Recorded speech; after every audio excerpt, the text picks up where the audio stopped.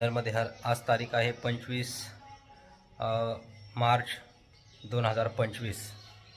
या दिवशी आम्ही गुजरातमध्ये आलेलो आहोत। खरं तर नाथबाबांची षष्ठी, पुन्हा आळंदी, पुन्हा गाव आणि त्यानंतर आपल्या उत्तर वाहिनीची जी परिक्रमा 28 तारखेला आहे, त्यासाठी आम्ही काल 24 तारखेला सकाळी 10 वाजता निघालो आणि जवळजवळ 12-13 तास प्रवास दिवसभर करून रात्री 11 वाजता इथे पोहोचलेलो आहोत गुजरातमध्ये। आणि मला दाखवणार आहे की जी पंचकुबेर आहेत, पंचकुबेरापैकी महत्त्वाचे 3 कुबेर, तर त्या कुबेरापैकी प्रथम कुबेर तर हे आहे, ते कुबेराचं दर्शन तुम्हाला घडवत आहे। खरं तर हे कुबेर पंचकुबेरापैकी, पण याचं तुम्ही जर वरती नाव पाहिलं तर धनेश्वर महादेव दिसतंय, आहे की नाही? याचं नाव थोडं 2 शब्दात सांगूनच जाईल। का धनेश्वर असं महादेव नाव पडलं असेल की कुबेरानं या ठिकाणी तपश्चर्या केली आणि खूप त्याला धन प्राप्त झालं किंवा धन प्राप्त करून घेतलं, म्हणून याला धनेश्वर महादेव असं नाव दिलेलं आहे। हे शिवलिंग आहे, अत्यंत सकाळची वेळ आहे, सुंदर अशा प्रकारचं धनेश्वराचं दर्शन आपल्याला घडवत आहे। तसं तर आपण उत्तर वाहिनीच्या परिक्रमेमध्ये आपण या ठिकाणी येणारच आहोत, पण ह्या आल्यानंतर या स्थानाचं दर्शन घेतल्याशिवाय आपल्याला पुढे जायचं नाही। पायी परिक्रमेत आपल्याला हे ठिकाण लागणार आहे। आता या ठिकाणी लोकेश्वर आहे, समोरासमोरच आहे, तर लोकेश्वर या ठिकाणी लिहिलेलं आहे, पण तसं तर लुंकेश्वर आहे। लुंकेश्वर अर्थात लोकेश्वर लुंकेश्वर एकच, पण मूळ नाव त्याचं लुंकेश्वरच आहे आणि त्याच्या पाठीमागच्या बाजूला जटेश्वर आहे, ते तुम्हाला त्या ठिकाणी दाखवणार आहे। पण यांची कथा जी आहे ती वेगळी आहे, ती तुमच्या मैयाने बऱ्याच वेळेला सांगितलेली आहे किंवा आता तुम्हाला परिक्रमेत पण त्या सांगतीलच। उत्तर वाहिनी परिक्रमेमध्ये आपला जो सत्संग असतो त्यामध्ये सांगितलं जाणार आहे।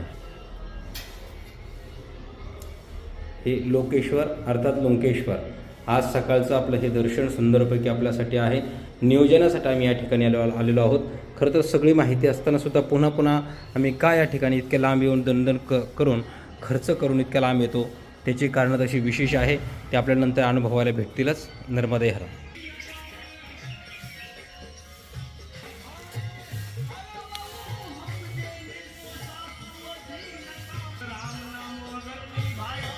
या ठिकाणी जटेश्वर महादेव आहे, जटेश्वर महादेवाचं आपल्याला दर्शन घडवतं।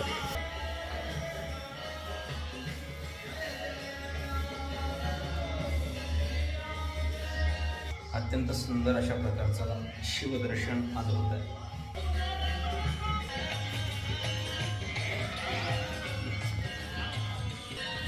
सुंदर अशा प्रकारचा आश्रम आहे। या आश्रमात रात्री आम्ही मुक्कामी थांबलेलो।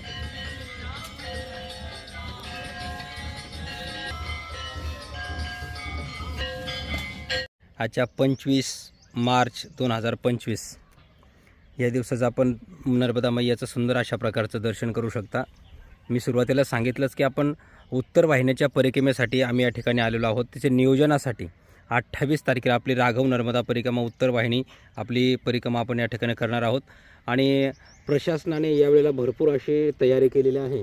आणि तिलकवाड्याच्या बाजूला जर पाहिलं आपण, आता सांगितलं आहे त्या ठिकाणी पूल बनवलेला आहे, कारण प्रशासनाने नेहमीपेक्षा पण खूप त्या ठिकाणी तयारी केली असं सांगितलं जातं। कारण कुंभ जो अनेक वर्षानंतर पहिल्यांदा तो कुंभ मेळा झाला, हा तो सुवर्णयोग त्या ठिकाणी सर्वांनी पाहिला आणि खूप गर्दी झाली त्या ठिकाणी। तर या ठिकाणी सुद्धा आत्ताच महाराजांनी आम्हाला सांगितलं त्याच पद्धतीनं गर्दी खूप होऊ शकते, कारण प्रशासनसुद्धा त्या तयारीमध्ये आहे। तेवढी गर्दी होईल, तेवढी भीड होईल, या अनुषंगाने प्रशासनाने सांगितलं की तेवढं तयारीत राहावं लागणार आहे। अशा प्रकारचे नर्मदा माईच्या किनाऱ्यावरती आहोत, म्हणून ही माहिती सर्वांपर्यंत पोहोचवत आहोत। कारण ही जी गर्दी होईल ही जी माहिती आम्हाला आश्रमातून आत्ता ज्येष्ठ एवढंच महाराजांकडून कळालेली आहे। कारण मैयाच्या किनाऱ्यावरच आश्रम या ठिकाणी आहे, आणि त्या आश्रमामध्ये आम्ही थांबलो होतो रात्री, ज्या ठिकाणी तुम्हाला आता व्हिडिओमध्ये अगोदर आपण पाहिलेलंच आहे। या ठिकाणी नावेतून क्रॉस व्हावा लागणार आहे, परंतु तिलकवाड्याच्या बाजूला जर पाहिलं तर महाराजांनी आत्ताच आम्हाला सांगितलं की त्या ठिकाणी पूल बनवलेला आहे।